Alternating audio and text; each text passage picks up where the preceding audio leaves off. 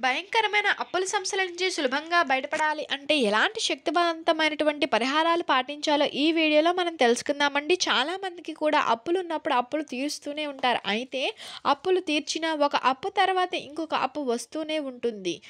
ఇంకొకసారి అప్పులు తీర్చలేక కూడా ఒక అప్పు తర్వాత ఇంకొక అప్పు వస్తూనే ఉంటుంది. ఒకదాని తర్వాత ఒకటి ఆ అప్పులు మెడకు చుట్టుకుంటూ ఉన్నట్లయితే ఏదో ఒక విధంగా డబ్బు కలిసొచ్చి ఆ అప్పు నుంచి బయటపడడానికి కొన్ని పరిహార శాస్త్రంలో చెప్పారండి.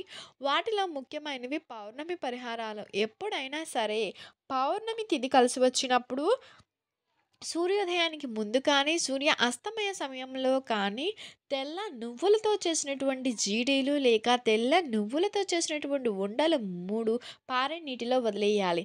అలాగే పౌర్ణమి రోజు తెల్ల ఉండలను పారే నీటిలో వదిలిపెడితే ఏదో ఒక రకంగా అప్పులు తీరిపోయేలా ఉంటుందండి. అలాగే సూర్యునికి అర్ఘ్యం ఇచ్చేటప్పుడు ఎండు మిరపకాయ గింజలు నీళ్ళల్లో వేసి అర్ఘ్యం ఇచ్చినా కూడా అప్పుల సమస్యలనేవి తీరిపోతాయి. అర్ఘ్యం అంటే రాగి చెంబులో నీటిని తీసుకొని ఆ నీటిలో ఎర్రని పువ్వు వేసి సూర్యుడు ఉన్నటువంటి తూర్పు దిక్కుకు తిరిగి ఆ నీటిని మొక్కలకు పోస్తే అర్ఘ్యం అంటారు. అయితే రాగి చెంబులో వాటర్ తీసుకుని దానిలో ఎర్ర పువ్వు వేసి ఎండు మిరపకాయ విత్తనాలు గింజలు కొన్ని వేసి తూర్పు వైపు తిరిగి మొక్కల్లో పోస్తూ ఓం ఆదిత్యాయ నమః అని జపించుకోండి.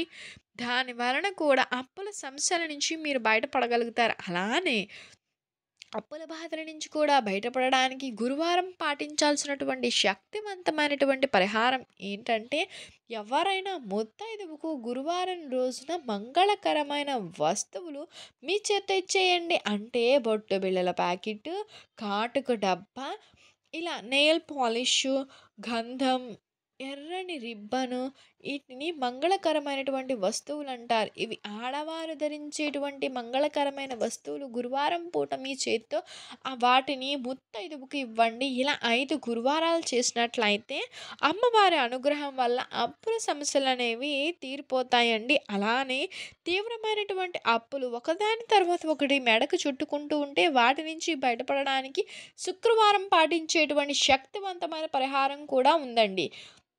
అదేంటంటే శుక్రవారం రోజున 5గురు చిన్న పిల్లలుంటారు కదండీ! మెచ్యూర్డ్ అయినటువంటి పిల్లలు, పుష్పవతి అవ్వని పిల్లలకు మీ చేత్తో పొంగలిని ఇవ్వండి. అయితే ఆ పొంగలిని బెల్లంతో కాకుండా పటిక బెల్లంతో చేసిందై ఉండాలండి. పటిక బెల్లంతో పొంగలిని చేసి 5గురు చిన్న పిల్లలకు శుక్రవారం మీ చేతితో ఇవ్వండి. అలా 4 శుక్రవారాలు ఇవ్వండి. క్రమక్రమంగా అప్పులు తగ్గిపోతాయి. పొంగల్ ఇవ్వడం మీకు వీలు కాకపోతే ప్రత్యామ్నాయంగా శుక్రవారం పూట 5గురు చిన్న పిల్లలకి పటిక బెల్లం ముక్కలైనా సరే ఇవ్వండి. పటిక బెల్లం పలుకులు మీ చేతితో 5గురు చిన్న పిల్లలకి శుక్రవారం ఇవ్వండి. 21 శుక్రవారాలు ఎవరైతే పిల్ పటిక బెల్లం పరిహారం చేస్తారో వారికి 21 శుక్రవారాలు పూర్తయిన తర్వాత అప్పుల సమస్యలనేవి ఉండవు. 5 శుక్రవారాలు చేస్తే ఫలితం కనిపిస్తుంది. 21 సంవత్సరాలు చేస్తే పూర్తిగా అప్పుల విషయం వలయ నుంచి బయటపడొచ్చని చెప్పి మనకి రహస్య పరిహార శాస్త్రంలో చెప్పడం జరుగుతుంది. అలానే అప్పుల బాధలన్నీ కూడా పోగొట్టేటువంటి శక్తి ప్రత్యేకమైన గణపతి పూజకుంది. మరి అది ఎలా చేయాలంటే ఏదైనా సరే బుధవారం రోజు గణపతి దగ్గర గరిక పోచలతో పూజ చేస్తూ ఓం గం గణపతియే నమః రుణహత్తాయే నమః అని చెప్పి 9 సార్లు చదువుకోవాలండి. గరిక పోచలతో గణపతి ఫోటోని పూజించాలి లేక విగ్రహాన్ని. ఓం గం గణపత్యే రుణవక్తాయే నమః ఈ మంత్రాన్ని 9 సార్లు చదువుకోండి. ఇలా వరుసగా 18 రోజులు చేయండి. ఈ 18 రోజులు కూడా మీరు గణపతిని పూజించినటువంటి గరికపోచలు ఒక పరిశుభ్రమైనటువంటి ప్రదేశంలో దాచిపెట్టండి. 18 రోజులు పూర్తయిన తర్వాత 19వ రోజున ఈ 18 రోజులు కూడా మంత్రం చదువుతూ మీరు పూజ చేసినటువంటి గరికపోచలు ఎక్కడైనా పారే నీటిలో వదిలిపెట్టాలి. లేక ఎవ్వరు తొక్కని ప్లేస్‌లో చెట్టు మొదట్లో వేయాలి. అలా చేసి 19వ రోజు గణపతి టెంపుల్‌కి వెళ్లి స్వామివారికి పూజ చేయించుకుని ఉండ్రాలు సమర్పించి ఆ ఉండ్రాలు గణపతి ఆలయంలో భక్తులకు ఇవ్వాలి. ఈ శక్తివంతమైన గణపతి పూజ చేయడం వల్ల కూడా అప్పుల సమస్యల నుంచి బయటపడగలుగుతారండి. పరిహార శాస్త్రంలో చెప్పిన ఈ పరిహారాల్లో ఏ పరిహారం పాటించినా సరే ఒకదాని తర్వాత ఒకటి అప్పులు మెడకు చుట్టుకుంటున్నప్పుడు వాటి నుంచి మీరు బయటపడి ధనప్రదంగా మంచి ఫలితాలను పొందవచ్చు. అలానే మీకు నరదిష్టి అవి అన్నీ ఉన్నాయనుకోండి, ఇంట్లో పాటించాల్సినటువంటి ముఖ్యమైన నియమాలేంటో కూడా తెలుసుకుందామండి. నరదిష్టి అనేది 100కి 90% అందరికీ ఉంటుంది. అయితే అది పోవడానికి చాలామంది కూడా పూజలు చేస్తుంటారండి. పెద్ద పెద్ద పరిహారాలు పాటిస్తుంటారు. కానీ ఇంట్లో చిన్న చిన్న నియమాలను పాటించినట్లయితే ఇంట్లో సభ్యుల మీద నరదిష్టి ప్రభావం ఉండదని రహస్య పరిహార శాస్త్రంలో చెప్పబడుతుంది. అసలు నరదిష్టి అనేది తగలకోకుండా ఉండాలి అంటే మీరు ఎప్పుడైనా సరే కొత్త బట్టలు వేసుకున్నప్పుడు వెంటనే పూజ గదిలోనికి వెళ్ళి భగవంతుడా నీ అనుగ్రహం వల్ల నేను ఈ కొత్త బట్టలు ధరించాను అని చెప్పి నమస్కారం చేసుకోవాలండి. అలాంటప్పుడు దిష్టి దోషాలు మీ పైన పనిచెయ్యవు. అలానే కొత్త బట్టలు ఎప్పుడు వేసుకుంటున్నా అందరూ పసుపు పెట్టుకొని కొత్త బట్టలు ధరిస్తూ ఉంటారు. అయితే ఇంకొక చిన్న విధి విధానం పాటిస్తే మీకు ఎలాంటి దిష్టి తగలదండి. మరి ఆ విధి విధానం ఏంటండి అంటే, మీరు కొత్త బట్టలు ధరించేటప్పుడు నల్లని కాటుక చుక్కను కొత్త బట్టకు ఎక్కడైనా పెట్టండి. లేదా ఆ కొత్త వస్త్రాలలోంచి ఒక పోగును తీసి నిప్పుల్లో వేసేయండి. మీరు నూతన వస్త్రాలను తీసుకున్నప్పుడు అంటే కొత్త బట్టలు తీసుకున్నప్పుడు అవి ధరించే ముందు పసుపు పెట్టిన, చిన్న కాటుక చుక్క పెట్టిన ఒక చిన్న పోగు వస్త్రాల్లోంచి తీసి అగ్నిలో వేయాలండి. అగ్ని దేవునికి చిన్న పోగు సమర్పించిన మీరు కొత్త వస్త్రాలు ధరించిన తరువాత మీకు ఎలాంటి దిష్టి దోషాలు పనిచేయవు. ఎవరు దిష్టి పెట్టినా అది మీ మీద ప్రభావం చూపించదు. అలానే మీరు ఎప్పుడైనా భోజనం చేస్తున్నప్పుడు ఎవరో ఒకరు వచ్చారనుకోండి, వాళ్ళకు కూడా ఏదో ఒకటి తినడానికి ఇవ్వండి. అలా ఇచ్చిన ఇంట్లో దృష్టి దోషాలు పనిచేయవని పరిహార శాస్త్రంలో చెప్పబడింది. అతిథులు ఎవరైనా సరే అన్నం తింటున్నప్పుడు కానీ, టిఫిన్ తింటున్నప్పుడు కానీ, వాళ్ళు తింటున్నప్పుడు ఏదో ఒకటి ఇవ్వండి. జీవితంలో మీ మీద దిష్టి ప్రభావం అనేది ఎక్కువగా ఉంటుంది.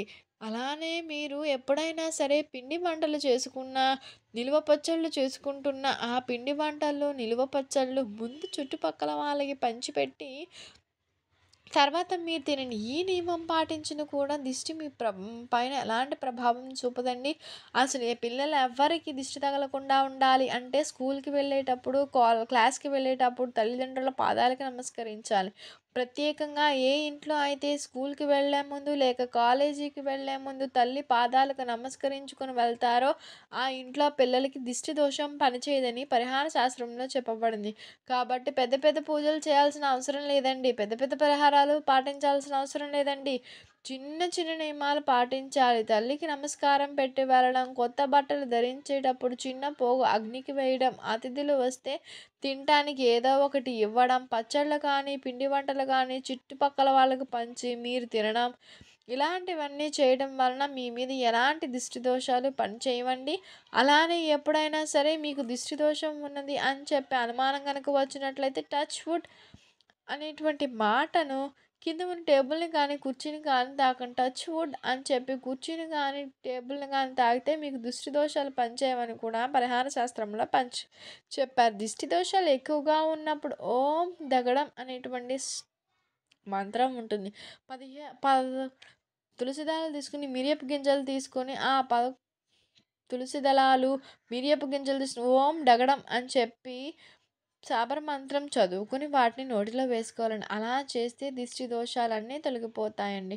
ప్రతిరోజు కూడా ఇంటి యజమాని ఇంట్లో దీపం పెట్టాక ఓం దృష్టి మహాదృష్టి విదృష్టి స్వాహ అనేటువంటి మంత్రాన్ని 21 సార్లు చదువుకున్నా కూడా ఆ ఇంట్లో సభ్యులెవ్వరికీ దిష్టి దోషం పనిచేయదని చెప్పి చెప్తూ ఉంటారు. అలానే బాగా నరకదిష్టి, కనుదిష్టిని ఎప్పుడు సమస్య ఉన్నట్లయితే ఒక నిమ్మకాయ తీసుకొని ఇంట్లో పెద్దవాళ్ళ చేత 7 సార్లు దిగదుడిచేలా చేయాలి. పైకి కిందికి 7 సార్లు నిమ్మకాయిన తర్వాత నిమ్మకాయ నేలకేసి కొట్టండి.